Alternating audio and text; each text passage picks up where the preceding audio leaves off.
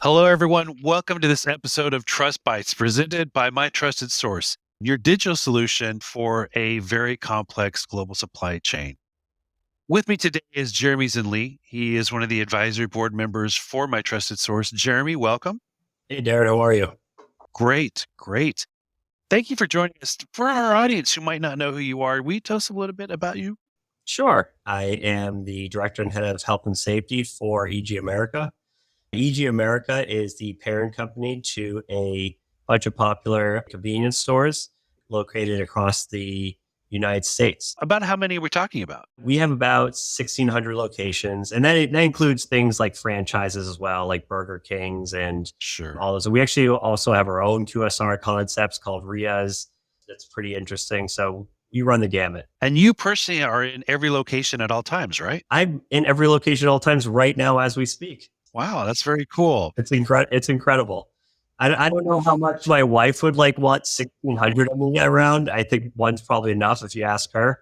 But hey, if we could do it, we would. Wasn't there a Michael Keaton movie, Multiplicity, Yeah. where he kept doubling himself or, duplicating himself so that he could, I think he had like half a dozen or so of himself, kind of a thing. Yeah, that'd be a nightmare. Well, that's not a realistic use of technology, but I would imagine that there are some realistic uses of technology in this space when we're looking at food safety culture, building trust, maintaining the trust and relationships. I would imagine that there are some technologies and innovations that are being used. Yeah, absolutely. So right now we have about two, I'd say maybe larger categories of technology that's being used. We have the operationally focused technology, and then we have the consumer driven technology. Both categories incorporate safety, of course, because they have to do that. Well, we're talking about consumer driven technology. You're looking at more of the use of concepts like AI to drive what the consumer wants and how to tell them what they want before they even know that they want it. So, for example, if you are someone, if you, I don't know if you ever call like Verizon or something, you get on and you're talking with someone. It's not, sometimes it's not a real person, it's a chatbot that's just taking you different solutions. Well, we're kind of doing the same thing where you would have maybe a kiosk selling, you'd go on and you say, okay, what interests you? I prefer healthy food. Okay, well, now we're going to move you to this category. And I prefer, I don't know, pumpernickel over rye. Okay, well, now we're going to move you to this category. And in the end, it gets you to build the sandwich that you want, right? That's a customer experience side, okay? Where we come in from safety is we do things like make sure the nutritionals are up to date so that the consumer, if they say, I want healthy options, we actually are going through and helping identify which ones are healthy as opposed to which ones aren't healthy, which sometimes, especially with like kids products or kids focused food products, is actually pretty difficult. And so we do that. On the safety side, we're looking more at things that are remote monitoring because we are decentralized. We have stores all over the place. Like you said, unfortunately, as much as I love to be every single location at every single minute, every single day, that is just not possible. So we have technologies that we've leveraged, like things that we're trying out as such, like remote temperature monitoring, being able to remotely monitor temperatures of things that are critical, like critical equipment, our coolers, for example, our sandwich cases, whatever else we have. We even have ways to remotely monitor fryolators to make sure frying at certain temperatures. That's even things that you can do. So we look at leveraging those technologies. Some other technology that we've looked at in the past is driving a certain type of behavior for an employee.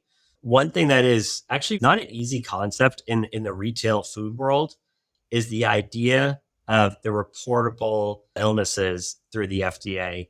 And basically, for those that may not be aware what those are, is there are certain types of illnesses, symptoms, so on and so forth, that if the state or wherever you are is under the FDA model food code, you actually have to exclude that person, restrict them. And if they have certain things, you have to actually partner with the health department or the local health department, state health department, whatever have you is in that location to understand next steps and hopefully mitigate the issue.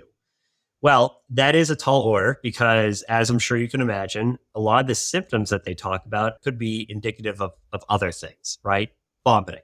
We have people that come in and they vomit because they are hungover or pregnant or whatever reason. It doesn't necessarily mean that they have E. coli poisoning or they have salmonella or anything like that. It just means that there's other factors.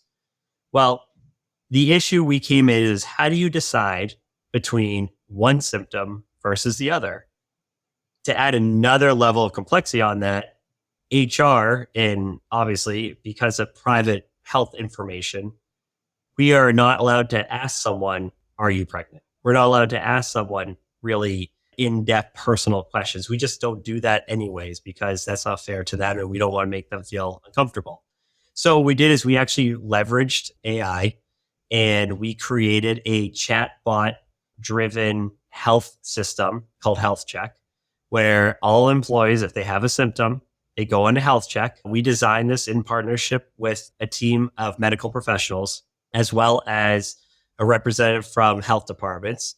And it takes them through, okay, I have a headache. Okay, well, the chatbot will take you through, right? The chatbot's pretty cool. It's like a little Band-Aid guy, Health Check Band-Aid. And that's technology that we were able to leverage to solve this problem, which was really hurting us in terms of having the wrong people out, some people not out, having people excluded that shouldn't be excluded. It actually is a fairly messy thing, the reportable illnesses. But again, we leverage technology to get around it. Well, Jeremy, that's a very good point. I wasn't really thinking about it in terms of employee health, but between rodent activity monitoring and temperatures and the ways we talked about before, like the idea of validations, traceability, transparency, all the validation efforts, there's a lot of ways in which new technologies and innovations are being used in the retail space, especially when you're talking about the number of franchises like this.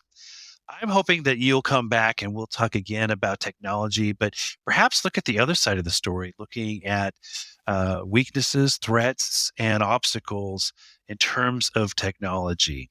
Thank you very much for watching this episode of Trust Bites presented by My Trusted Source. I'm Dr. Darren Detweiler. Have a great day. Trust Bites